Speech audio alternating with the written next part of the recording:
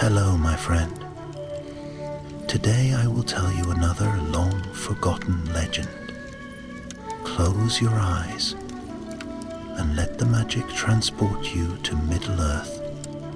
Our journey begins.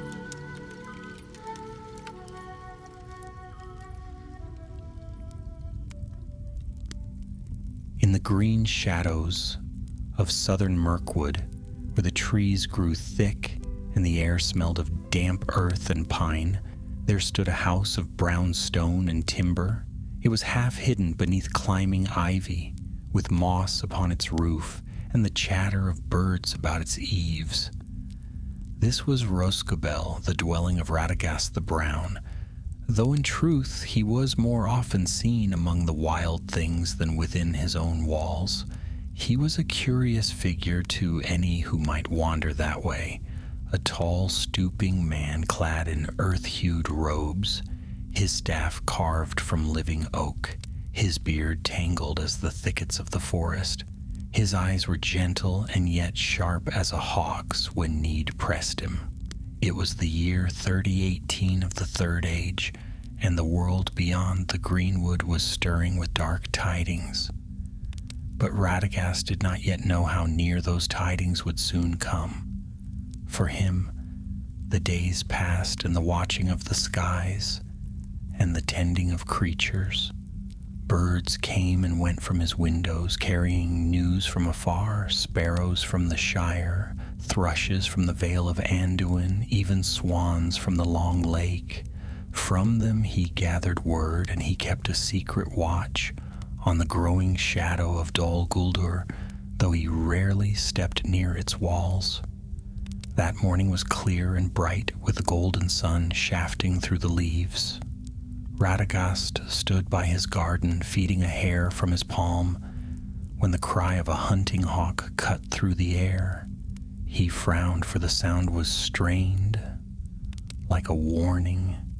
Before he could answer, a woodman came running up the path, his breath ragged, his cloak torn with bramble snags. The man was young, no more than 25, and his hand clutched a short spear, but in his other hand, bound in leather, was a thing that caught Radagast's eye at once. A gray arrow, fletched with the feathers of a goose. Such arrows were no weapon of war, but a signal used by the Bjornings and woodmen in times of great need. To send or carry one was to summon aid against a dire threat. Master Radagast, the courier gasped, bowing low despite his haste. The arrow is sent. From the halls of King Thranduil it comes. Gollum is fled, and the orcs of Dol Guldur give chase. The Bjornings are called, for he runs through their lands. Radagast's heart sank, though he had long expected ill news. Gandalf had spoken to him of this strange, wretched creature called Gollum, and of the need to guard him. Thranduil had held him prisoner, but if he had slipped free, the danger was great indeed. If the enemy's servants seized him, the secret they hunted would be laid bare. "You have done well to bear it here," said Radagast. "I shall send word, and fly with you if need be." But even as he spoke, the hawk above gave another cry, sharp and sudden. The young woodman's eyes widened. Out of the trees behind there burst a band of orcs, black-skinned and snarling, with curved blades in hand. They had tracked the messenger to Radagast's very gate. The courier had but a moment to raise his spear before the foremost of the foe struck him down. The man fell with a cry, and the gray arrow tumbled from his grasp. Radagast lifted his staff and shouted words in the tongue of old. The air grew heavy, the trees groaned, and the ground itself heaved beneath the intruders. Several stumbled, yet one of them, swift as a wolf, seized the fallen token and turned to flee. Radagast rushed forward, but too late. The orc melted into the undergrowth, clutching the gray arrow. The rest drew back, snarling, then vanished into the deeper wood. Only the dead woodman remained, his lifeblood soaking into the soil. Radagast knelt by the fallen messenger, sorrow heavy upon him. "Your road is ended, son of the greenwood," he murmured, "but your errand is not. I swear it shall be carried through." He closed the man's eyes, then rose. The danger was clear. The gray arrow meant to summon aid was now in the hands of the enemy. The orcs could wield it as a lure, drawing the Bjornings into a trap at their choosing. Worse still, it meant that Dol Guldur had marked Rhosgobel itself, for they had dared to strike upon his very threshold. The hares and foxes of the wood crept forth, uneasy. A jay shrieked from the boughs. Radagast raised his staff and whistled low. From all about birds came, sparrows, thrushes, starlings, even a raven with torn wing. They perched upon his shoulders, his staff, his very hands. "Fly," he said softly. "Find me the orc who bears the arrow. Find me where he runs." The birds took wing, scattering to the four winds. Radagast turned back toward his house only briefly to take up a pouch of herbs and a flask of clear water, and to gird himself with his staff. Then he strode into the forest, following the trail of trampled grass and snapped boughs. So began the hunt for the gray arrow, an errand not of his own choosing, yet one he could not turn aside. For if Dol Guldur held that token, the lives of many free folk hung by a thread, and the enemy's net might close about Gollum before ever he reached the misty mountains. And so the brown wizard set forth, alone but not unaided, with the wild things of the forest as his allies. Yet even he did not know how deep into peril his steps would lead, nor what dark snares lay ahead. The greenwood in late summer was thick with silence, broken only by the steady rush of the Anduin somewhere in the distance. Radagast moved swiftly, though he looked more like a wandering hermit than a pursuer of orcs. His long brown cloak swept against the ferns, and his staff tapped upon root and stone, yet his tread was quiet. He'd walked these woods for many years, and the trees themselves seemed to ease his path, bending a branch here, steadying a rock there. He followed signs that most men would never notice. A crushed patch of moss, a torn tuft of fur snagged on a thorn, a black stain upon a leaf where an orc's foul blood had dripped. These told him the enemy had fled eastward. The orc that bore the gray arrow ran swiftly, and worse, he was not alone. The prints of many feet marred the soil. A band, perhaps a dozen or more. They had scattered as wolves scatter when they scent pursuit, but they were all moving toward the river. Radagast's thoughts were troubled as he walked. The gray arrow had been carried to him for a reason. Thranduil's folk had sent it, trusting it would rouse the woodmen and the Bjornings to action. Now the orcs would seek to turn that trust into ruin. He pictured them planting the arrow at some hidden ambush near the old ford, luring Bjornings into slaughter, and his heart grew heavy. It was not just a matter of one man's life or death, but of many. As he pressed on, a whisper stirred above. A jay swooped low, crying sharply, then wheeled back toward the east. Radagast raised his hand in thanks, for he had asked the birds to follow the thief. Where wings could fly, feet could not easily escape. By mid-afternoon he came upon the banks of a stream that ran clear and cold into the Anduin. There he crouched, brushing aside reeds. The mud told its tale, footprints gouged deep, water muddied by recent passage, and upon a flat stone lay something that made him stiffen. It was a feather, gray, broad, and strong, the very fletching of the arrow. The orc had dropped it carelessly, or perhaps as a taunt. Radagast picked it up, studying it. So you haven't gone far, he murmured. Yet even as he spoke, he felt eyes upon him. Slowly he turned. Across the stream, half shrouded by willow boughs, stood a tall man clad in deerskin, bow strung and arrow nocked. His beard was black, his eyes watchful. "Who goes there?" the man called.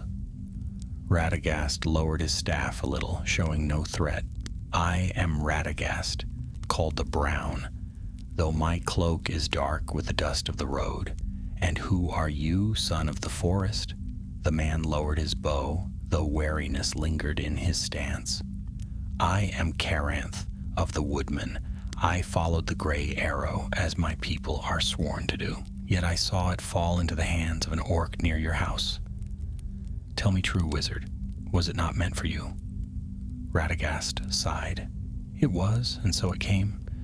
Borne by a brave messenger, who now lies slain at my door. The orcs stole it and seek to twist its meaning into death for your kin." Caranth's eyes darkened. "Then we must not let them. Will you hunt with me?" "I will," said Radagast, rising, "but we must be swift, for their path runs to the Anduin."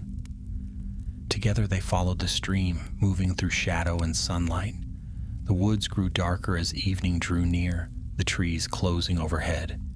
Strange cries echoed now and then, the distant yelp of wolves, the shrill caw of crows. Radagast frowned at the latter sound, for the cries were not wild. They were trained, harsh, too well ordered. At last, as the dusk grew, they reached a small clearing near the water's edge. There, a half-dozen orcs crouched about a fire, their blades glinting in the red glow. One of them held aloft the gray arrow, waving it mockingly. "Soon they will come," he snarled in the black speech, "the hairy men of the river. They will think it a call to arms. Then we shall cut them down at the ford, every last one." Caranth's hand tightened on his bow. Radagast laid a hand on his arm, shaking his head. "Not yet. If we strike here, we may slay these few. But the arrow will be lost again, or worse, carried further. We must learn where they mean to take it." As they watched, another orc, larger and more heavily armed, strode from the trees. His helm was black iron, his cloak of wolf hide. His voice was harsh as he barked orders. "Enough delay. The master of Dol Guldur has given command. We ride at dawn. The arrow is bait. The Bjornings will gather at the old ford, and there their bones shall sink beneath the river." The orcs muttered in eager assent. The great orc, their captain, tucked the arrow into his belt, then flung down a map upon a stone. He pointed with a clawed finger, showing paths and markings that Radagast could not see from where he crouched, but he knew at once what it must mean. They were planning more than a skirmish. This was to be an ambush of scale. Radagast's breath quickened. If the Bjornings marched into such a trap, many would fall. And if Dol Guldur struck so bold, it meant they had grown reckless with confidence. The wizard whispered to Caranth, "We cannot fight them all tonight, but we must follow and turn this trap upon its makers." Caranth nodded grimly. "Then let us shadow them until the dawn." So the two crept back into the cover of the wood, unseen by the orcs. As they did, Radagast felt a flutter upon his shoulder. It was a small thrush, its feathers ruffled, its eyes bright. It chirped once, twice, and Radagast bent to listen. He nodded slowly. "Yes, I see. They have loosed their crows upon the sky. The Creebane of Dol Guldur are abroad. They will mislead my birds if they can. But not all wings bow to shadow." He stroked the thrush gently, then whispered to it, and the bird flew off into the night. They pressed on, keeping the orcs in sight, but never too close. The moon rose pale above the trees, lighting their way. Radagast felt the weight of time upon him. He had not sought this errand, but it was thrust upon him now, and the lives of many rested upon what he and his new companion might do. As the hours passed, he whispered to himself, "The gray arrow must be reclaimed. If we cannot take it back, the free folk will be drawn into ruin." And deep in the shadows ahead, the orc captain strode on, clutching the stolen arrow as though it were a prize. He did not know that the brown wizard was upon his trail, nor that the very wild of the forest stirred against him. The hunt had only just begun. The night deepened as Radagast and Coranth shadowed the orcs. A chill mist crept up from the Anduin, coiling through the trees like ghostly fingers, muffling every sound. The orcs were careless with their noise, clattering weapons, muttering to each other, grumbling in their foul tongue, but their captain kept them moving at a steady pace. Radagast's eyes, keen as an owl's, caught every flicker of movement. The gray arrow glinted now and then at the orc captain's belt, catching the moonlight. It seemed a cruel irony that a token meant to summon aid should now be carried as bait for ruin. He whispered a prayer under his breath, half to the valor, half to the earth itself, that they might find a way to turn the enemy's scheme back upon him. Coranth moved beside him, silent as a shadow despite his size. He had lived all his life in these woods. He knew when to place his foot upon moss and when upon root. Yet even he could not fully shake the unease that hung in the air. At last he murmured, "The forest itself is restless tonight. Do you feel it, wizard?" Radagast nodded. "Yes. The shadow of Dol Guldur stretches far. Its poison seeps into root and stream, but it has not taken all. The greenwood remembers older days, and it still resists." They walked on deeper into the dark. Above, the faint flutter of wings stirred now and again. Radagast knew the sound at once, Cribane, the black crows of the enemy. They circled high, their cries harsh and grating. They were not like his own feathered friends. These were bred to spy, trained to deceive. He frowned, whispering, "They will try to scatter my birds, turn them aside with false cries. We must beware." By dawn, the orcs halted. They made camp in a hollow near the river, hidden by thick reeds. Smoke rose from their fire, pale against the morning mist. The captain barked orders, sending pairs of orcs to scout the ford ahead. Radagast and Coranth crouched on a wooded rise, watching. The gray arrow was still in the captain's possession, thrust upright into the earth beside him, as if he mocked its meaning. Coranth clenched his fists. "If I could but draw my bow, I would strike him where he sits." "And lose our chance," Radagast said firmly. "The arrow must not be broken, nor carried further into shadow. Wait and watch." As they lingered, a sound of stealthy movement came from the trees behind. Coranth spun, bow half raised, but Radagast held up his staff. Out of the undergrowth stepped a tall, lean figure clad in green and brown. His hair was pale gold and his eyes sharp as the edge of a blade. He carried no torch, yet the morning light seemed to cling to him. "An elf!" Coranth breathed. The newcomer inclined his head, gaze sweeping over them both. "And you are far from Rosgobel, Radagast the Brown. I am Larion, warden of King Thranduil. The gray arrow was loosed from our halls, yet I see it rests in unclean hands." Radagast inclined his head. "It was brought to me by a brave courier who lies slain. The orcs seized it, and now they plan to use it to draw your allies into ruin." Larion's jaw tightened. "So they dare. Then we three must be swifter than they." Already my lord suspects that the creature called Gollum has fled beyond our watch, and Dol Guldur will not rest until he is caught again. The arrow is but part of their snare. Carinth's brow furrowed. Then let us strike, the three of us. Wizard, woodman, and elf. Surely we could scatter this band? Not yet, Radagast said again, though his heart longed to act. Their captain carries orders. He spoke of a greater muster, of a trap at the old ford. If we rush blindly, we might kill these few, but others wait ahead. We must see their plan clearly, else we will save none. Larion's keen eyes studied him. Then the elf gave a single nod. Very well. We shall bide our time, but at the first chance the arrow must be ours again. So they waited, watching the orcs as the day passed. The creatures quarreled, snapping at each other, gnawing raw meat, cursing the light. Once, a pair of Creebane fluttered down to report to the captain. Radagast's skin crawled at their cries.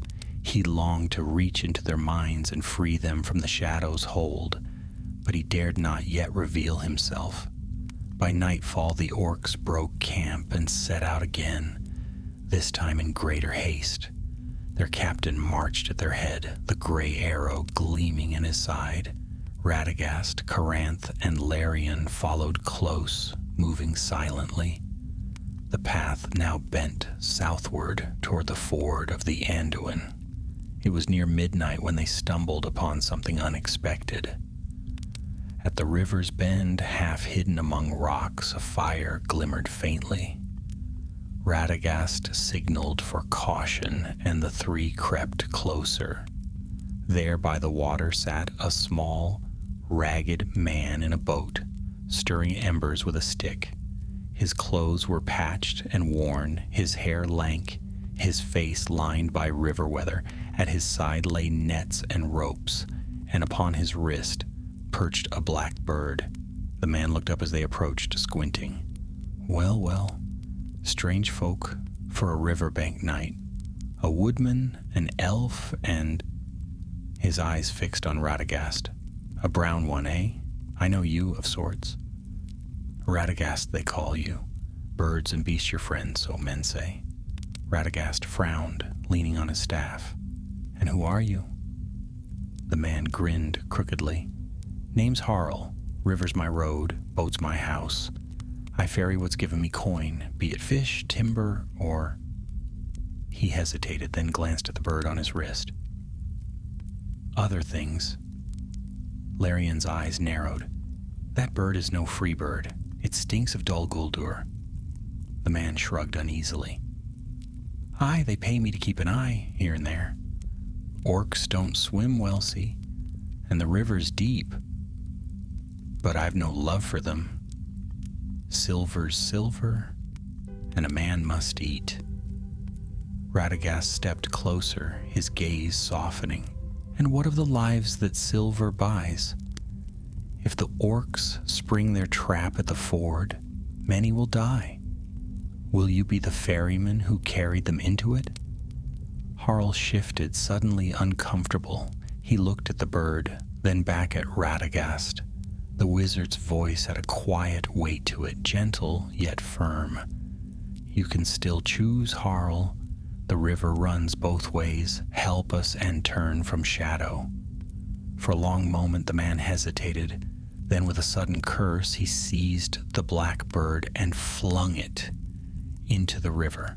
The creature shrieked, beating its wings, but the current swept it away. Harl spat after it. There, that's done. I'll not serve them again. You want to know where they go? I'll show you.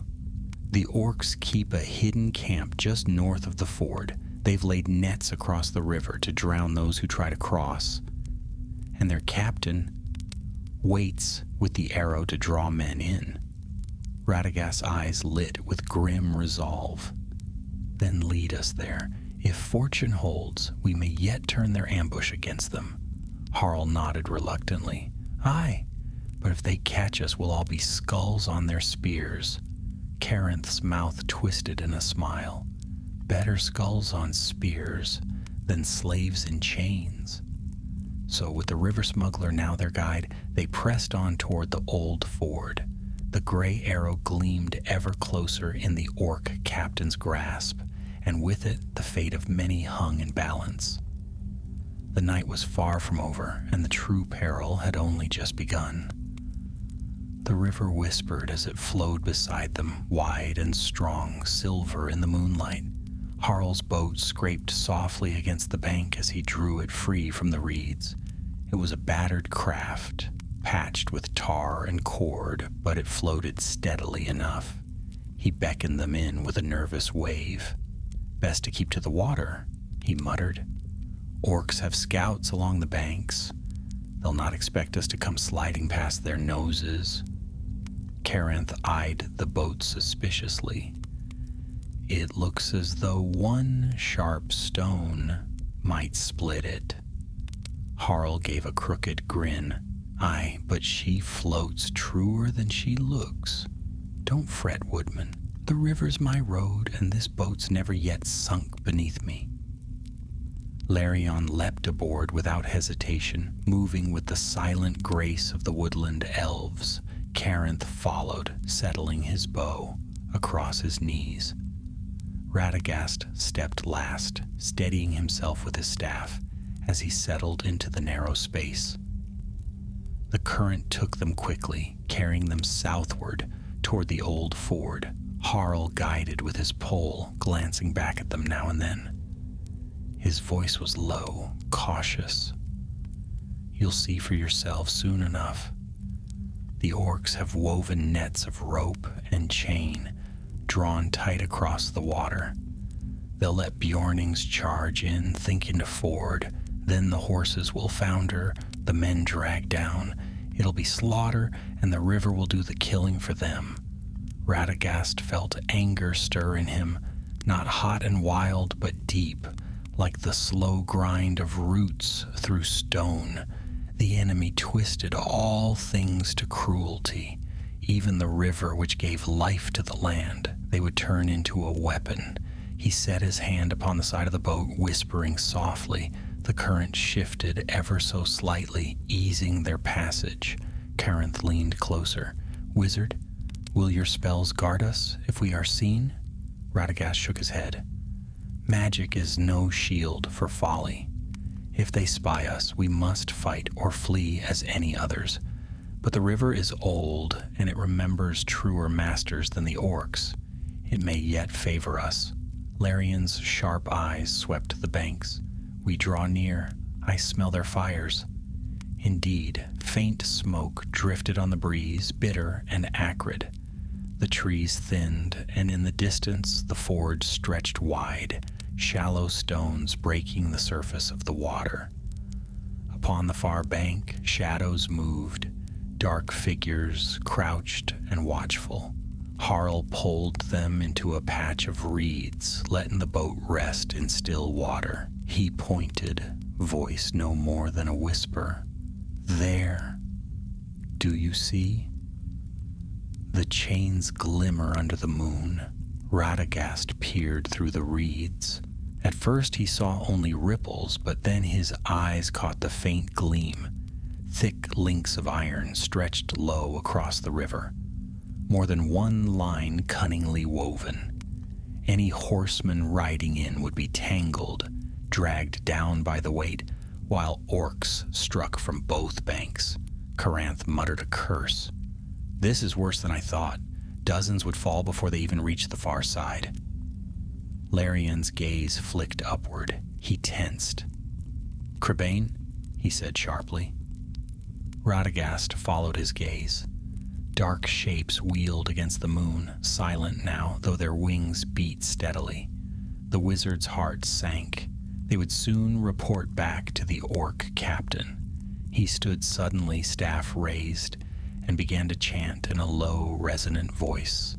The reeds shivered, the water stirred, and from all about came the rustle of wings. Sparrows, owls, even a heron rose into the night. They streaked upward, darting and diving, scattering the Creebane into chaos. The enemy's birds screeched, startled and harried, their formation broken. Larian smiled faintly. So the brown wizard shows his hand. Radagast lowered his staff, breath slow. For now, but they will not be gone long. We must act quickly. Caranth's fists tightened. We cannot break those chains with bow or blade. What hope have we? Radagast's eyes gleamed. The river itself. Iron may bind horse and man, but water does not bow so easily. He placed his hand upon the surface, closing his eyes. The current stirred, growing stronger, swirling around the hidden chains. A groan sounded faintly beneath the water, as if the riverbed itself shifted. Harl's eyes widened. By the gods of the flood, you'll tear the chains loose. Not alone, Radagast said. You must help me, pull where I cannot. Larian leapt lightly to the bank. I will cut their moorings. Caranth followed, bow in hand. And I'll guard your back. Radagast remained in the boat, his staff planted firm. He spoke again in the old tongue, and the water foamed. Larian moved like quicksilver, darting to the posts where the chains were anchored. His blade flashed, severing ropes, splintering wood. The river seized the loosened ends, dragging them away with a roar. An orc cry split the night. From the far bank, black shapes charged forward, arrows whistling. Caranth loosed shaft after shaft in reply. Swift and true, one orc toppled into the river. Another fell clutching its throat. Larian cut the last rope, leaping back just as the freed chain lashed out, dragged downstream.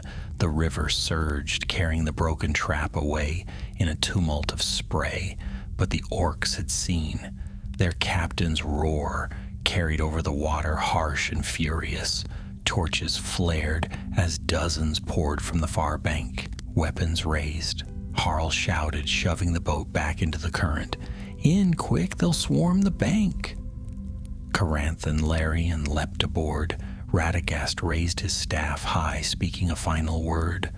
The river rose in a sudden wave, not enough to drown, but enough to buffet the pursuing orcs, knocking them from their feet, dousing their torches. The boat shot forward, carried by the flood. Behind them, orcs howled in rage, but their trap was ruined, their nets carried away. Caranth laughed aloud, fierce with triumph. The fort is safe for now. Larian's eyes narrowed. Not safe yet. The captain still holds the arrow. While he lives, their plot endures. Radagast nodded grimly. And he will not forgive this. He will strike harder still. We must be ready. The boat sped onward deeper into the night. The moon rode high, silver and cold, and the Anduin bore them swiftly toward the heart of peril. The gray arrow had not yet been reclaimed, but its power to summon aid remained, waiting to be turned once more against the enemy. And Radagast swore in his heart that he would see it done. The river bore them southward, foam hissing against the sides of the boat. The current had grown swifter since Radagast's spell had broken the chains, and for a time none spoke. The night air was sharp, filled with the scent of wet reeds and the distant tang of wood smoke from the orc fires. Behind them, faint cries still echoed, angry and frustrated. But those voices faded as the current pulled them farther from the ruined ambush. At last, Caranth lowered his bow, sighing with relief. They'll not mend their trap quickly. The fort is safe, at least for a while. We've won a stroke, and Dol Guldur will gnash its teeth. Harl snorted, pushing his pole into the water. Don't cheer too soon. That captain of theirs is no fool. He'll know the chains were no accident. He'll come hunting us, and with twice the fury. Larian's voice was calm but firm. He is right. The captain still carries the arrow. Until we reclaim it, the danger endures. Radagast sat silent, his hands resting on his staff. His thoughts were heavy. Yes, the trap at the ford was broken, but Dol Gulder's hand would not be stayed for long. Worse, Gollum was still somewhere between these lands and the Misty Mountains. If the orcs turned their hunt back toward him, all could yet be undone. At last, the wizard spoke. "We cannot flee forever. The arrow must be taken back, else Dol Guldur will wield it again. If the Beornings see its gray fletching raised, they will come running, never knowing they march into death. We must end the orc captain's work here before word spreads." Caranth's jaw tightened. "Then we hunt him as he hunted us." Harl gave a nervous laugh. "You're mad, all of you. That band's stronger than 3, and me with a rotten boat besides. You'd walk into death." Larian's eyes flashed in the moonlight. "Better to die with bow in hand than live as the enemy's hound. Yet we need not throw ourselves blindly. Orcs grow careless when they think themselves hunters. We shall turn their chase into a snare of our own." Radagast turned his gaze on Harl. "You know the riverbanks better than any of us. Is there a place where we might strike unseen?" The smuggler frowned, scratching his unshaven chin. "Aye, perhaps.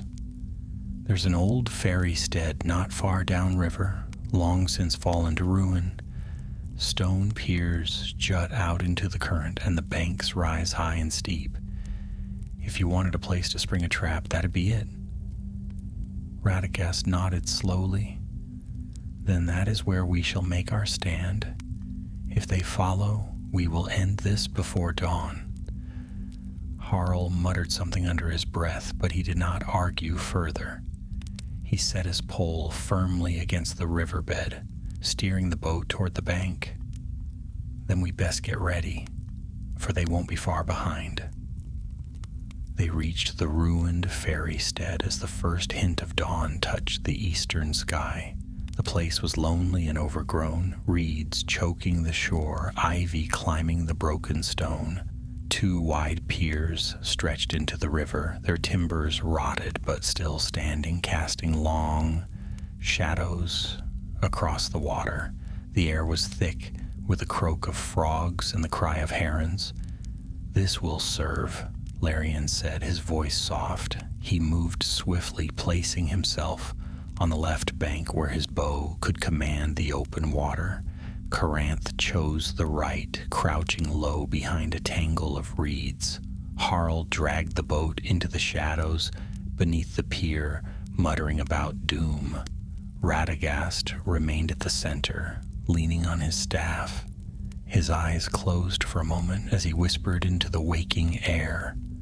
Birds stirred in the trees, small wings fluttering. A fox crept from the undergrowth, its ears twitching. Even the frogs seemed to fall silent, waiting. At last he opened his eyes. "They come." From upriver, the harsh cries of orcs rose again. The snap of branches, the clatter of iron. Dol Guldur's hunters were on their trail. Torches glimmered faintly through the mist, their light bobbing like angry stars. And at their head, tall and grim, strode the captain. His helm gleamed black. His cloak of wolf hide trailed at his shoulders, and at his belt, gleaming cruelly, was the gray arrow. Caranth's hand trembled as he knocked an arrow. "I see it. Curse them, I see it." "Patience," Larian murmured. "We strike when the river swallows them whole." The orcs reached the ferrystead, their voices harsh. The captain barked an order, and the company spread along the banks, searching. They sniffed the air like wolves. Then Radagast stepped forward from the reeds, staff raised, his cloak falling about him like the wings of an owl. His voice rang clear across the water. "You bring shadow into a land that will not yield?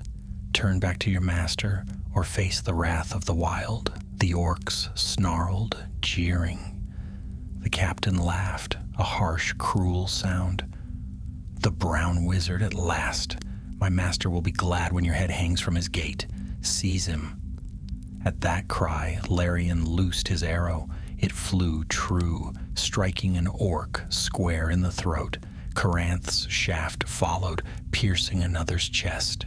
Chaos broke out as orcs scrambled for cover, arrows hissing back in reply. Radagast struck his staff against the stone, and the river answered. The water surged suddenly, swelling against the piers, rising in a great wave. The nearest orcs were swept from their feet, dragged shrieking into the current. Torches sputtered and died. Caranth whooped with fierce joy. The river fights with us.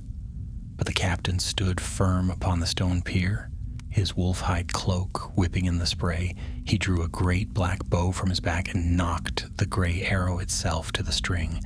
Radagast's eyes widened. No! The orc loosed. The arrow flew, not toward the wizard, but skyward. It shrieked through the air, a long arc that ended in a distant thud upon the far bank. The captain roared in triumph. Let the Bjorning see. Let them come. The snare is sprung. Radagast's heart clenched. Even loosed by the hand of an orc, the gray arrow's meaning would be read by the free folk as a cry for aid. Unless they could stop it, Bjornings would march blindly into peril. Larian's bow sang again, striking the captain's arm. The orc staggered, snarling, but did not fall. He drew a blade and charged along the pier toward Radagast. The wizard raised his staff, summoning the wind. The air howled, slamming into the orc, but still he came on, teeth bared, eyes gleaming with cruel fire. Caranth leapt from his hiding place, swinging his spear. Steel clashed upon steel, sparks flying. The orc roared, striking back with ferocity that nearly drove the woodman into the river. Radagast cried aloud, and a flock of starlings swooped from the trees, battering the captain's helm, clawing at his eyes. Caranth thrust hard, driving his spear deep into the orc's side. With a final curse, the captain staggered and toppled into the rushing water. The river closed over him. Silence fell, broken only by the hiss of the current and the panting of those who lived. Caranth fell to his knees, chest heaving. Is it done? Is the arrow safe? Radagast shook his head. His gaze turned toward the far bank where the gray arrow had fallen. Not yet. The token lies beyond our reach, and already its call has been sent. We must recover it before it draws others into ruin. Larian's eyes burned with determination. Then we cross, and we do not rest until it is back in our hands. Radagast nodded slowly. So be it. The hunt is not yet ended. The orc captain's body vanished beneath the rushing current, dragged away like driftwood into the dark. The wave that Radagast had summoned ebbed slowly, leaving only foam upon the broken piers of the ferrystead. The last cries of the orc band faded upriver, where scattered survivors fled into the trees, their courage broken. But victory felt hollow, for the gray arrow had flown. Its fletching would be seen, and its meaning answered. Even now Radagast imagined Bjornings gathering at their hearths, donning their wolf helms and seizing their axes. They would come in strength, eager to answer the call, never knowing it had been loosed by the hand of the enemy. Radagast leaned heavily on his staff, his eyes fixed on the far bank where the arrow had landed. It lies there still, he said softly. The token of doom or deliverance. We must cross the river, and swiftly. Caranth rose to his feet, his spear slick with the blood of battle. His chest heaved, but there was fire in his eyes.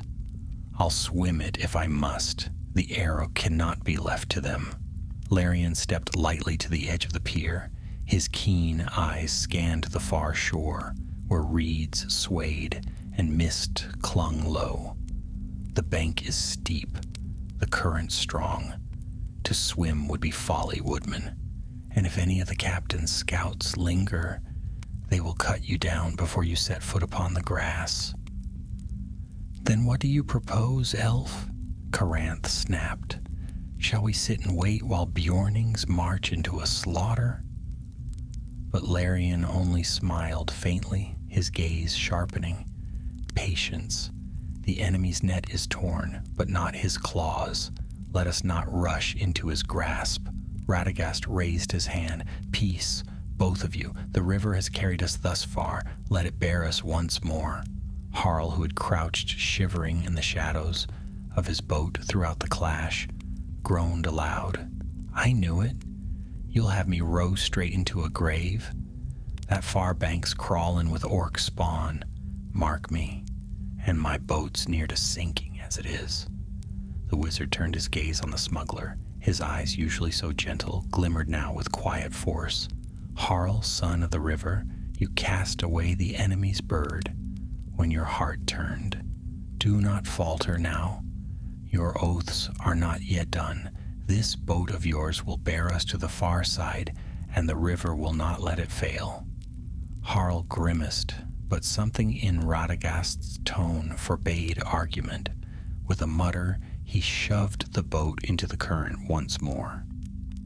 Very well. But if we all drown, don't say I didn't warn you. Caranth gave a short laugh, fierce and weary at once. I'd rather drown fighting than live to see my kin deceived. Larian's bow was already strung as he stepped aboard, eyes ever watchful.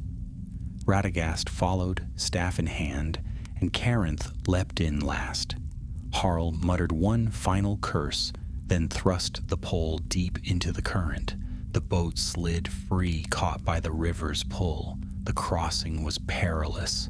The Anduin surged strong, foaming about the ruined piers, tugging at the craft as though eager to claim it. Radagast kept his eyes half closed, murmuring softly.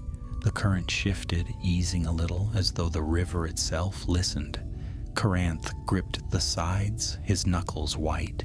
It's like riding a wild horse. Any moment it may throw us. Larian's gaze swept the shore. Be still. Something stirs. And indeed, the reeds upon the far bank moved oddly. Shapes crouched there, low and dark. A guttural voice carried faintly across the water. More orcs. Survivors of the band lying in wait. Radagast's jaw tightened. He raised his staff, but Larian touched his arm. Not yet. If they see our power too soon, they will scatter, and we may lose the arrow in the hunt. Let them think us helpless until we set foot upon the shore. So they drifted nearer, the orcs unseen but not unheard. The gray arrow itself gleamed faintly where it had struck, its shaft half buried in the bank's earth. Closer, Harl muttered through gritted teeth. Closer, and then you'll have your prize, if we live to touch it. The boat scraped against the shallows. Caranth leapt first, spear raised. Larian followed like a shadow, bow drawn. Radagast stepped carefully onto the reeds, his staff sinking slightly into the damp earth. The gray arrow lay no more than 20 paces away. It seemed to glimmer in the pale dawn light. A beacon. Caranth strode toward it, but Larian's voice hissed. Wait! Too late, orcs burst from the reeds with snarls, blades flashing. Their eyes gleamed with malice, their teeth bared. Caranth whirled, his spear thrusting. The first orc fell with a cry, but more swarmed behind. Larian's bow sang, arrows hissing.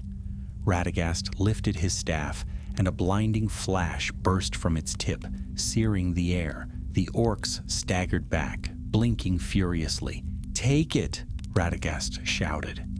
Caranth lunged forward, seizing the gray arrow from the earth. He raised it high, its gray fletching clear against the dawn. "It is ours again!" But the cry was cut short. From the trees beyond, a horn sounded low and dreadful. More orcs poured forth, scores, not merely a handful. At their head strode a new figure, tall and clad in black mail, helm crowned with spikes. He bore no bow, but wielded a cruel axe, its edge notched yet deadly. His voice boomed across the riverbank. "Fools, did you think to steal from the hand of Dol Guldur so easily? You have slain one captain, but another takes his place. Give me the arrow, and I may yet grant you swift death." Caranth's grip tightened on the shaft. "Never. Not while breath remains in me." Larion's eyes narrowed, his stance steady. "Then we stand, though we be few." Radagast's voice rang firm, though his heart quickened. "The arrow has returned to its true bearers. It shall not serve your master's will." The black-helmed captain laughed, cruel and cold. "We shall see, brown wizard. We shall see." And with that the orcs surged forward, blades flashing, their cries echoing in the rising light. The battle for the gray arrow had begun anew. The dawn broke pale and gray over the Anduin. Mist drifted low upon the river, curling about the reeds like smoke. Radagast stood firm, staff in hand, as the black-helmed captain of Dol Guldur led his warband down the bank. Orcs swarmed thick, their weapons glinting, their voices raised in cruel cries. Caranth still clutched the gray arrow, holding it high, the goose feathers catching the morning light. His eyes blazed with defiance, but his knuckles whitened on the shaft.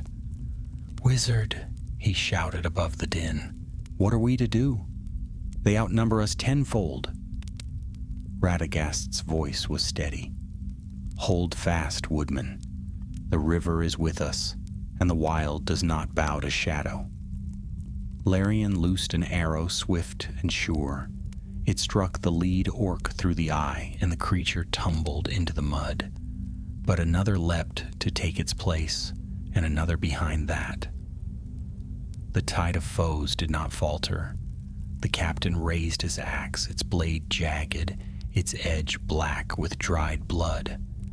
Kill the elf, slay the man, leave the wizard breathing, for his head is wanted whole. But the arrow, bring me the arrow. At that command, the horde rushed forward. Caranth braced himself, spear leveled. He met the first charge head-on, thrusting deep into an orc's chest. The creature fell with a guttural cry. Another leapt over the body, swinging a scimitar. Caranth turned it aside with the haft of his spear, grunting with the effort. Larion's bow sang again and again, each arrow finding its mark. Orcs toppled into the reeds, their cries cut short. But for each that fell, more came on. Radagast planted his staff in the earth and spoke words of old. The reeds bent low, the ground trembled, and suddenly a dozen foxes leapt from the underbrush, their eyes gleaming, their teeth bared. They darted at the orc's legs, biting, clawing, tripping them into the mud. Above, birds swept down in a great cloud. Sparrows, jays, thrushes, even owls startled from their nests. Wings battered and claws raked, and the orcs howled in rage. Still the captain strode forward, tall and grim. He swung his axe in wide arcs, cutting down fox and orc alike, caring nothing for friend or foe. His voice roared above the chaos. "Cowards, break them! Bring me the arrow!" Caranth staggered under the press, his spear snapping as an orc hacked at it. He seized the jagged end and drove it into the attacker's throat. Then, breathless, he turned to Radagast. "We cannot hold. They'll drown us in bodies." Radagast's face was grave. "Then we do not hold. We break through." Larian loosed another arrow, then drew his long knife, eyes sharp as steel. A path must be cut. Which way? Radagast pointed toward the river. The water will bear us yet again. Harl waits with the boat, if he has not fled. Harl crouched in terror beneath the pier, let out a squeak of protest. Fled? I'd be mad to stay. But I stayed, didn't I? Now hurry, or we'll all be skulls on their spears. The black-helmed captain's laughter rang loud. There is no escape, wizard. The river cannot save you forever. It runs to the sea, and the sea is ours. Radagast raised his staff high. The air grew heavy, the mist thickened. The sea may bow to shadow, but the river flows as it will. He struck the earth, and a tremor shook the bank. Water surged up suddenly, flooding the reeds, sweeping into the ranks of the orcs. Caranth seized Radagast's arm. Go, I'll cover you. No, Larian said sharply. We go together. The elf and the woodman fought side by side, cutting a path through the press. Birds dived, foxes snapped, and the orcs reeled under the onslaught. Radagast strode between them, his staff glowing faintly. Harl shoved the boat forward, shouting in fear. Quick, in, before the river drags me away. Caranth leapt aboard, still clutching the gray arrow. Larian sprang lightly after him. Radagast paused at the bank, turning back once more. His eyes met the black-helmed captain's, who stood unmoved amid the flood, his axe dripping red. This is not ended, the orc snarled. I will have your head, wizard, and the arrow will fly again, though it be dipped in your blood. Radagast's voice was quiet, but it carried. The arrow does not answer the hand of the shadow. It flies for the free. Then he stepped into the boat, and Harl shoved it off. The current seized them, spinning the craft away from the shore. Orcs howled, arrows whistled, but the mist closed around them, and the river bore them swiftly downstream. For a long while no one spoke.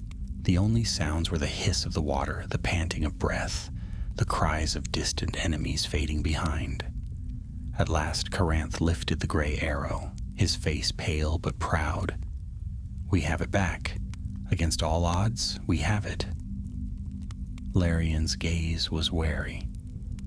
Aye, but the enemy will not cease. That captain will hunt us until the end of his days. And the Bjornings may already be on the march, answering a false call. Radagast nodded gravely. Then our work is not yet finished. The arrow must be loosed again, this time in truth. Only then will the muster know to gather at the right hour, in the right place. We must turn the snare upon the hunter. Harl groaned aloud. More madness. Haven't we done enough for one night? My boat's near to falling apart, my head's ringing, and we're chased by half of Dol Guldur. What more do you want? Radagast looked at him kindly. Only one thing, Harl. Courage. For we are not yet through the storm. Caranth tightened his grip on the arrow. Then we'll see it done. Let the Bjornings come, but not into the enemy's jaws. We'll call them to the ford when the time is right, and we'll be ready when they come. Larian's eyes gleamed in the mist. So the trap is turned. The gray arrow will summon not doom, but deliverance. Radagast gazed ahead where the river wound into the shadow of the trees. His heart was heavy with the weight of what lay before them, but a spark of hope stirred. The arrow had returned to them. The river still flowed free, and the battle was far from over. The river carried them far before it slackened, winding through mist-shrouded bends, where the trees leaned close, their branches trailing in the water.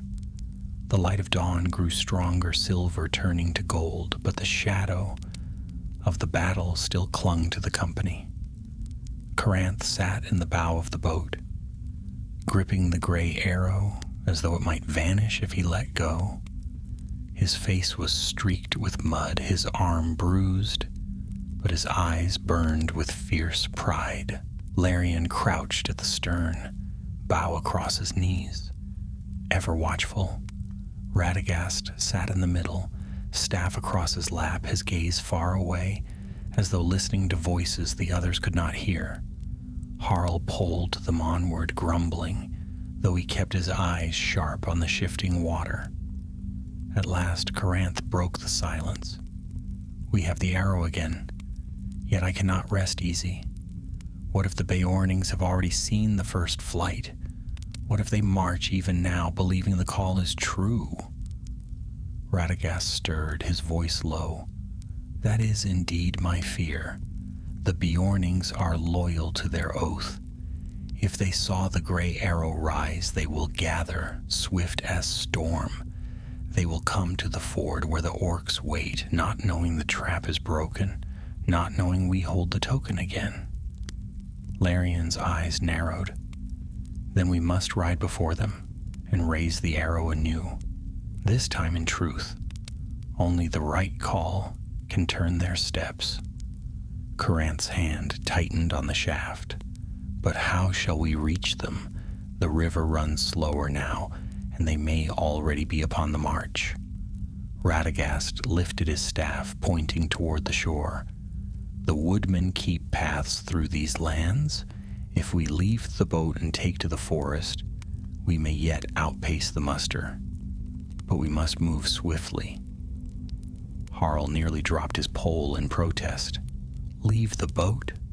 After all it's borne us through? You drag me into the wild where wolves and worse roam? No, thank you. I'll stay with my river." Radagast's gaze softened. "Harl, you have already done more than many would dare. If you wish to return, the river will carry you. But know this, the shadow creeps everywhere. No boat will keep you safe forever." Harl scowled, muttering under his breath, but he did not leap to the bank. He guided the boat closer instead, grounding it on a shallow. "Fine. But if I end up an orc's supper, I'll haunt you, wizard." Coranth laughed despite the weight on his heart. "Better to haunt Dol Guldur than Roscobel." They leapt ashore, Larian as silent as falling snow, Coranth with spear in hand, Radagast steady with his staff. The gray arrow gleamed faintly in Coranth's grasp, a burden and a beacon. The forest was alive with sound, birds calling, branches creaking, the rustle of unseen creatures. Yet beneath it all was a deeper thrum, a tension that set Radagast's heart on edge. The wild was restless. The enemy's hand reached far. They moved swiftly along narrow deer tracks, Larian leading, Coranth close behind. Radagast whispered to the creatures of the forest as they passed. Squirrels darted ahead, owls hooted softly, thrushes flitted from branch to branch, guiding their way. By midday they came upon a high ridge that overlooked the Vale of the Anduin. From there they could see smoke rising, thin trails from hearth fires far off. Coranth's breath caught. "The Beornings," he said, "they're gathering already." Indeed, on the plain below, figures moved. Men tall and broad, clad in furs and helms shaped like bear heads. They marched with great axes upon their shoulders, their banners flying. At their head strode grim leaders, faces stern. Coranth's voice was urgent. "They march to the ford. We must stop them." Radagast's brow furrowed. "We cannot run among them shouting warnings. They will not heed a wizard's word alone, nor an elf's. The arrow must speak for us." Larian's gaze sharpened. "Then we must climb higher, loose it where all can see." Coranth lifted the arrow, his hand trembling. "Then let me do it. I am of the woodmen, kin to the Beornings. If the arrow flies from my bow, they will believe." Radagast placed his hand on Coranth's shoulder. "Then it is yours to loose. but it must be loosed true, high, bright, and clear, where no shadow can twist its meaning. They climbed the ridge swiftly, though the path was steep. At the summit the wind swept strong, carrying the scent of pine. The Bjornings below were drawing nearer, their tread heavy upon the earth. Caranth knocked the gray arrow to his bow. His arms shook, whether from weariness or the weight of the task. None could say. He drew deep. The string taut, the goose feathers brush in his cheek. Radagast raised his staff, murmuring softly. The light of the sun seemed to brighten, glinting upon the arrow's point. Birds circled above, their wings catching the glow. "Loose," the wizard said. Caranth loosed. The gray arrow soared high, higher than any mortal shaft. It gleamed in the sunlight, a streak of silver and gray rising above the trees, above the river, above the marching host. Its cry was silent, yet it spoke with the voice of oath and kinship. It flew far, and it fell upon a tall oak by the river's edge, quivering deep in the bark. The Bjornings halted.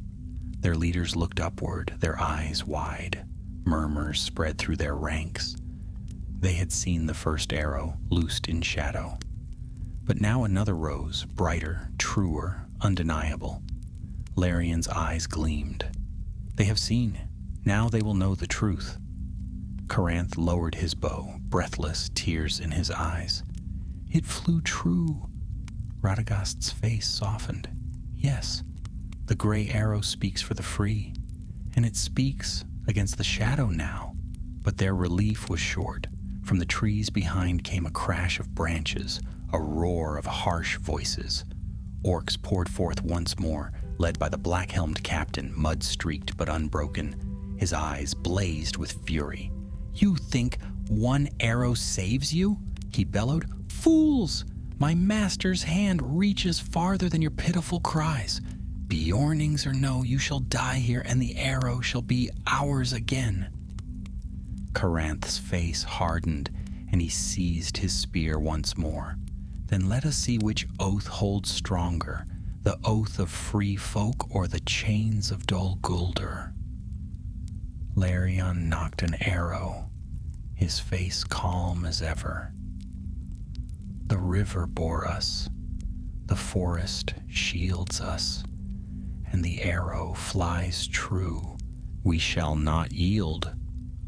Radagast raised his staff, the light gathering at its tip. "The shadow rises, but the wild will answer." And with a cry, the orcs surged forward, the ground trembling beneath their charge. The battle for the gray arrow was not yet ended. The ridge shook with the charge of the orcs. Black forms swarmed out of the trees, iron flashing, their cries harsh and guttural. At their head strode the black-helmed captain, his cruel axe raised high. The sun had scarcely risen, yet the light seemed dimmed by his shadow. Caranth braced his spear and cried out, "For the Bjornings!" His voice rang clear, though his arms trembled with fatigue. Larion loosed an arrow that struck the first of the foes squarely, dropping him into the bracken. Radagast lifted his staff, the air around him humming as if the forest itself held its breath. The orcs came on. Caranth met the first with a thrust, his spearhead sinking deep. The creature collapsed, but another lunged from the side. Caranth swung the haft like a staff, cracking its jaw. Blood sprayed, and the orc fell writhing. Larion moved like a shadow, his bow singing, arrows flashing faster than mortal eyes could follow. Orcs toppled one by one, some before they had even lifted their blades. His face was calm, almost serene, though his eyes burned like fire. Radagast planted his staff upon the earth. "Rise," he commanded. Roots burst from the ground, tangling around orc legs, tripping them, dragging them down. The creatures howled, hacking at the vines, but for every one cut another coiled tight. Yet still, they pressed forward, endless as a tide. The black-helmed captain leapt onto the ridge with a roar, his axe swinging. He cleaved through roots as though they were straw, scattering the magic with brute force. His eyes locked on Radagast. "Brown wizard, your tricks will not save you this day," he charged. Radagast raised his staff, but the blow came swift and heavy. The axe struck the wood, shattering sparks into the air. Radagast staggered, nearly falling. Only by thrusting his staff sideways did he turn the second stroke aside. Caranth shouted and hurled his broken spear shaft like a javelin. It struck the captain's shoulder, staggering him but not felling him. The orc snarled and tore it free, blood black against his armor. Larian loosed an arrow straight at the helm. The shaft struck, but the iron turned it, splintering the point. The captain laughed, a deep, cruel sound. "Your stings are nothing. Dol Guldur cannot fall to birds and worms." Radagast drew himself upright. His eyes, so often gentle, now shone fierce. "Dol Guldur will fall, though not by my hand, but you shall not see that day." He struck the ground with his staff. The earth heaved, stones tumbled from the ridge, crashing into the orc ranks below. Trees groaned, branches splintering.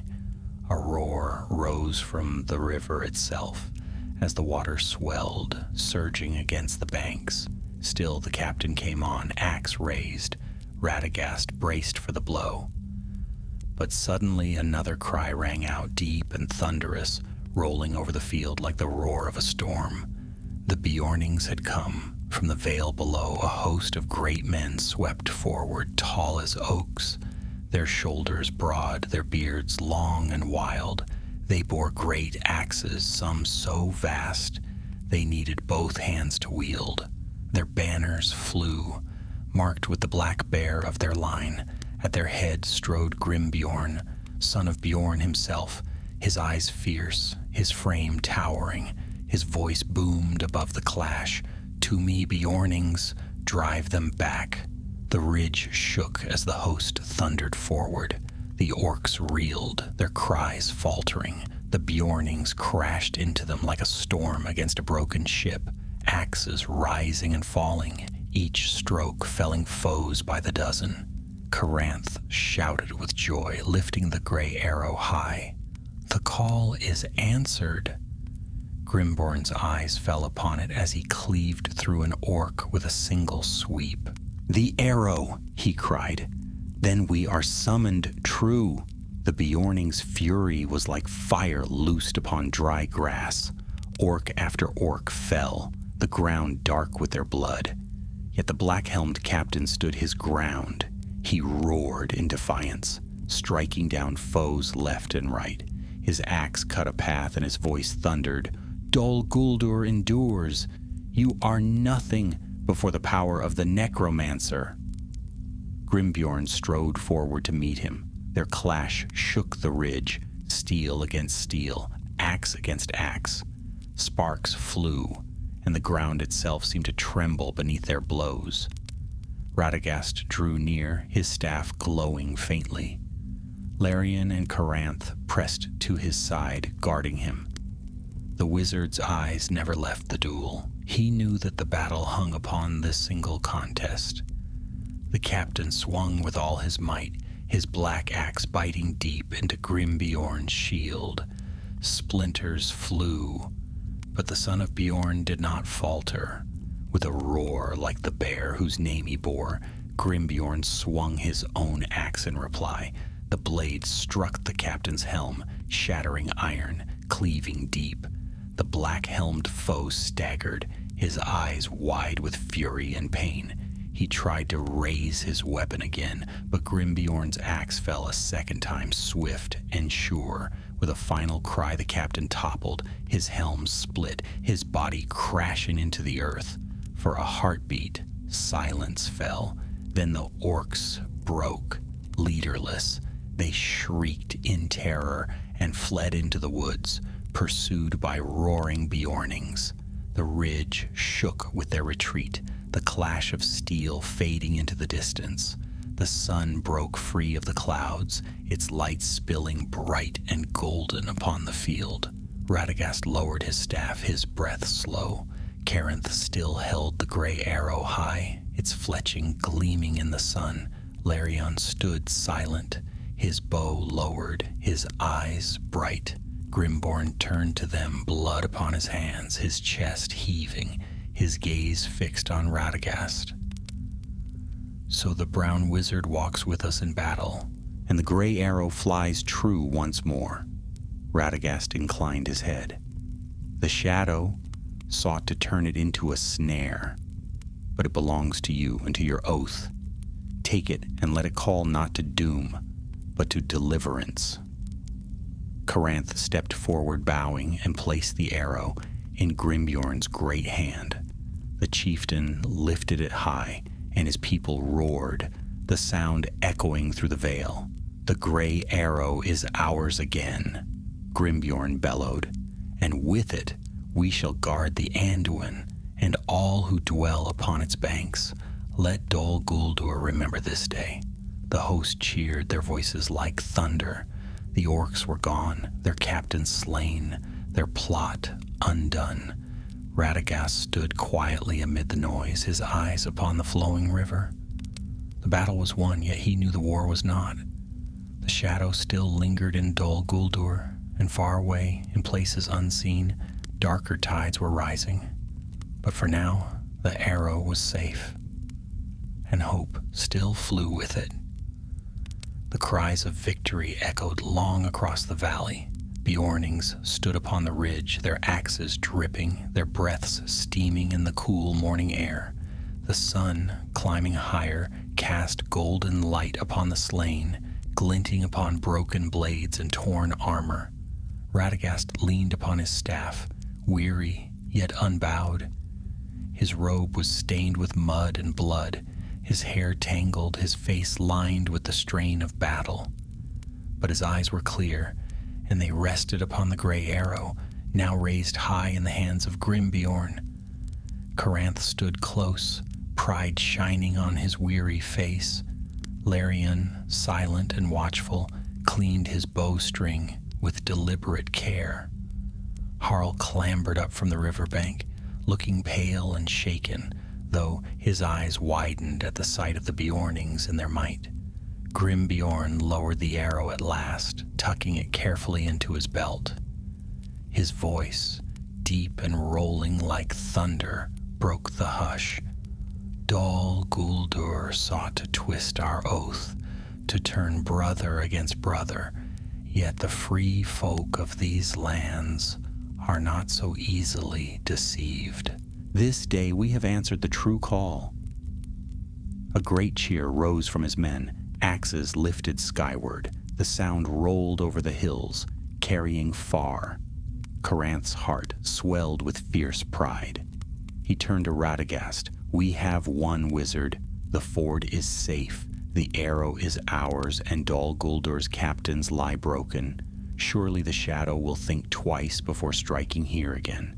But Radagast's gaze was grave. The shadow does not think twice, it only waits. Orcs are not so easily cowed, and Dol Guldur's hand is long. This was but one snare of many. The forest stirs still with darkness, and even now other hunts may be abroad. Larion lifted his head, his sharp eyes narrowing. You speak of Gollum. At that name a murmur passed among the Bjornings, who stood nearby. Grimborn's brow furrowed. A creature of filth, so the woodmen tell, one who crept from the caverns of the Elven King and vanished into shadow. Is it true, Radagast? The wizard nodded. It is. He slipped his bonds and fled, and already the servants of the enemy sought to reclaim him. Had they seized him, the tidings would be grave indeed. It was for this that the gray arrow was first loosed, and though he is not yet taken, his path is perilous. Grimbjorn scowled, his hand tightening upon the arrow. If the creature comes into our lands, We will end him swiftly." But Radagast shook his head. "No, his life must be spared, though it grieves me to say it. Gandalf has laid his trust upon me in this, and Gandalf's wisdom is deep. Gollum's doom is bound to a greater fate, though none may yet see its end." Caranth frowned. "Then what are we to do? Guard the ford forever? Hunt the woods for every stray band of orcs? Even Beornings cannot stand against Dol Guldur without end." Larian's voice was quiet, yet keen as a blade. "Then we must not stand only, we must strike. Dol Guldur has reached its hand too far already. If it is not checked, it will choke the whole forest." A hush fell at his words. The Beornings muttered among themselves, some with eagerness, others with doubt. To speak of striking Dol Guldur was to speak of open war with the necromancer's servants. Grimbeorn's eyes narrowed. "And you, Radagast? Do you counsel war?" Radagast was silent for a long moment, his staff pressed into the earth, his head bowed. At last he spoke. "I counsel watchfulness. To strike too soon is folly, yet to wait too long is ruin. The time is not mine to choose, nor yours. But I say this, keep the arrow ready. Let it fly again when the hour is dire, for that hour will surely come." The Beornings murmured again, uneasy, but Grimbeorn only nodded, slow and grim. "So be it. The arrow shall hang in my hall once more, and when it flies again, all who see it shall answer. Until then, we will guard the ford and the vale, and let no servant of Dol Guldur pass." Caranth bowed his head, relief and pride mingling. Larian's face remained unreadable, though his eyes gleamed. Radagast lifted his gaze to the river. The water ran strong and free, sparkling in the sunlight, yet beneath its surface shadows swirled, and the forest beyond was dark.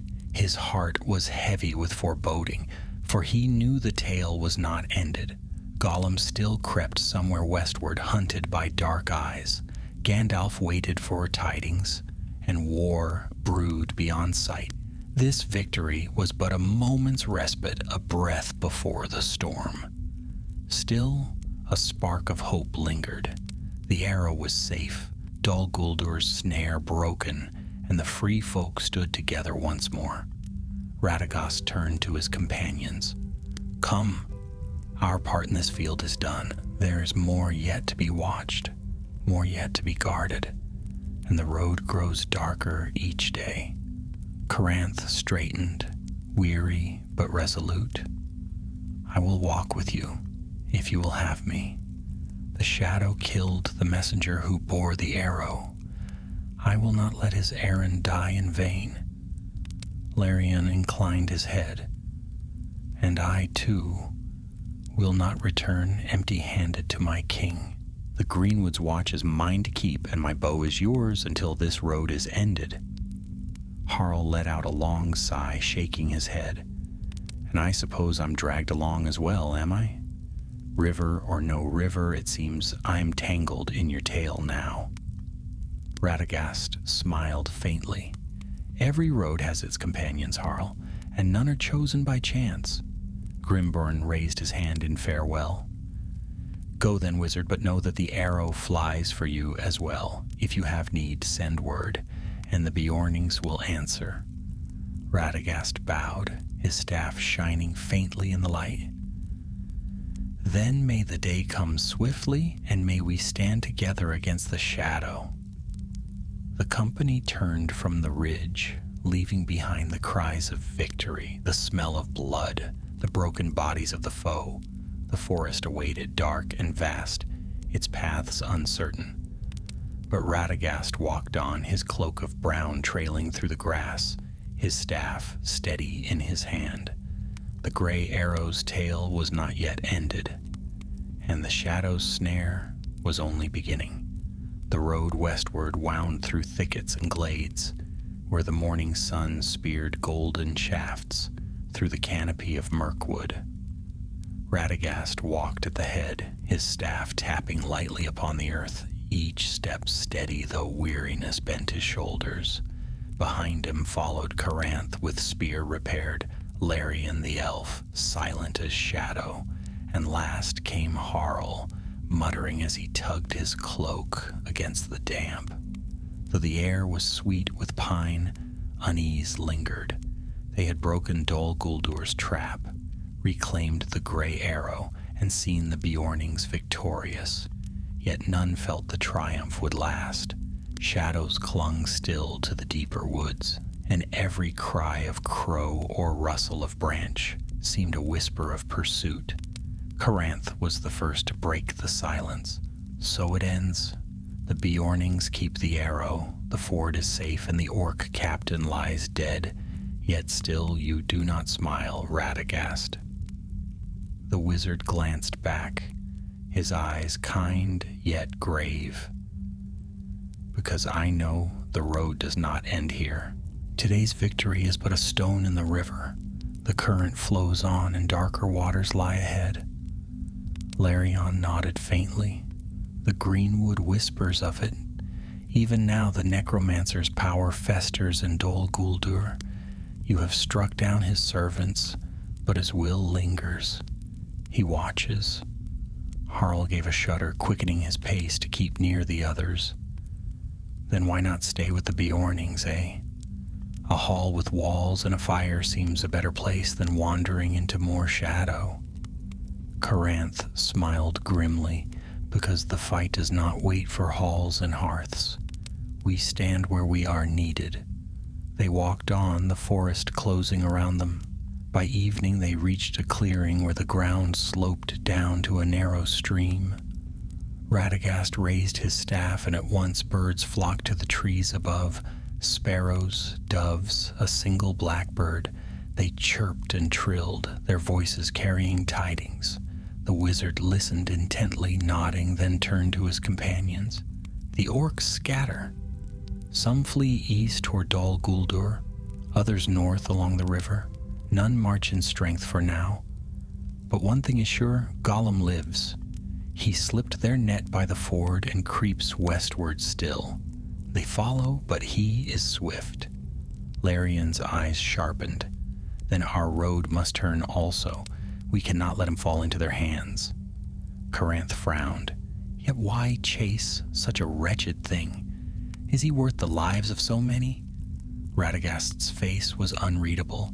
He is worth more than we guess. Gandalf himself charged me with this watch, and Gandalf's sight is longer than ours. Though I cannot yet see the end, I know this. The fate of Gollum binds with the fate of all free folk. If he is seized by the enemy, doom will hasten. If he wanders free a while longer, hope may yet live.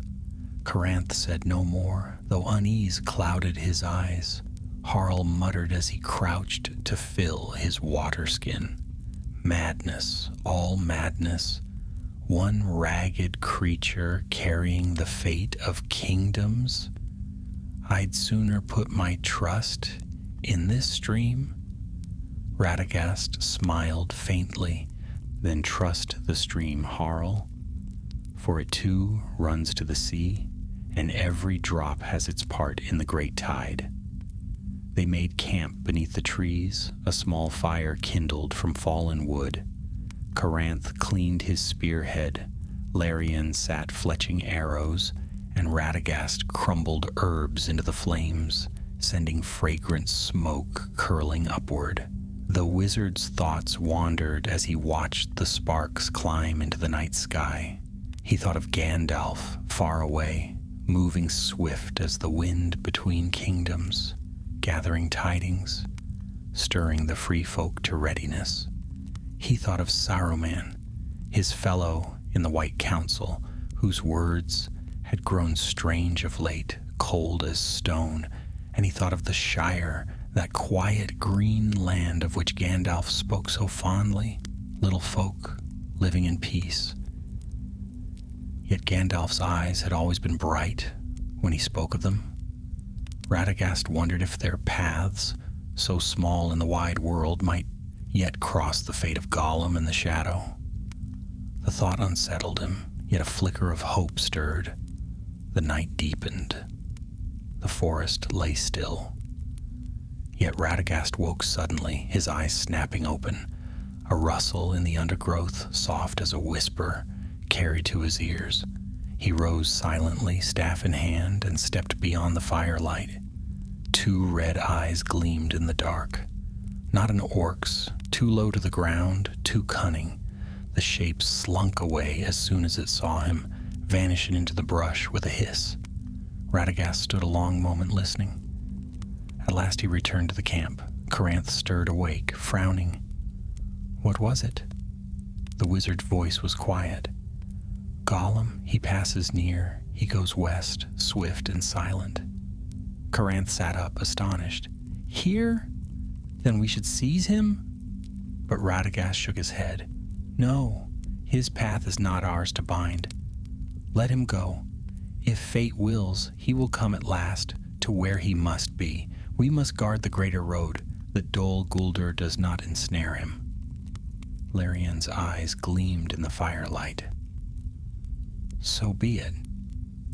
The creature slips through the trees, and the shadow hunts close behind.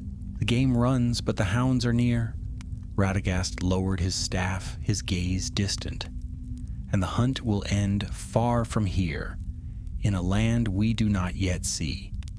When morning came, the company broke camp. Caranth shouldered his spear. Larion walked with silent steps, and Harl muttered about boats and rivers and the folly of leaving them. Radagast alone looked outward, listening to the whispers of the forest. At last they came to a parting of the ways. The road split, one path leading north toward the halls of Thranduil, the other westward to the mountains, and a narrower trail winding back south to Rosgobel. Larion paused. My road lies north. I must bring word to my king that Dol Guldur's hand reaches further than we feared, and that the gray arrow flies once more in truth. Caranth clasped his arm, and mine lies west to my people. I will tell them of what I have seen, that they may be ready when the arrow calls again. Harl sighed, rubbing his chin. And mine, I suppose, lies back to the river. Dol Guldur's eyes will find me one day, but I'll not let them claim the water while I breathe. Radagast smiled faintly at each. Then go with the blessing of the free. We are bound by the same cause, though our paths divide. And though you walk apart, know this. Every step is part of the same road, and it leads to the same end. They bowed in farewell. Larion vanished into the forest. Caranth strode west. Harl trudged toward the river, and Radagast turned south, his staff steady in his hand. Rosgobel awaited him. The brown house half hidden by ivy, the garden overgrown, the birds wheeling above its roof. He entered weary but resolved, and took up quill and parchment. Gandalf, he wrote, his hand firm despite the weight in his heart. The gray arrow has flown and returned. Dol Guldur's snare is broken, though the shadow endures. Gollum is westward still, hunted but not yet taken. The Bjornings stand ready, and the woodmen are watchful. For now, the ford is safe, yet the shadow lengthens. I fear greater days of darkness draw near. I will keep my watch. Yours, Radagast. He tied the letter to the leg of a swift thrush, who blinked at him with bright eyes before darting into the sky. Radagast watched until it vanished. Then he sat back in his chair, the staff resting beside him. Outside, the forest whispered. The shadow crept still, but the arrow had flown true, and hope had not yet failed.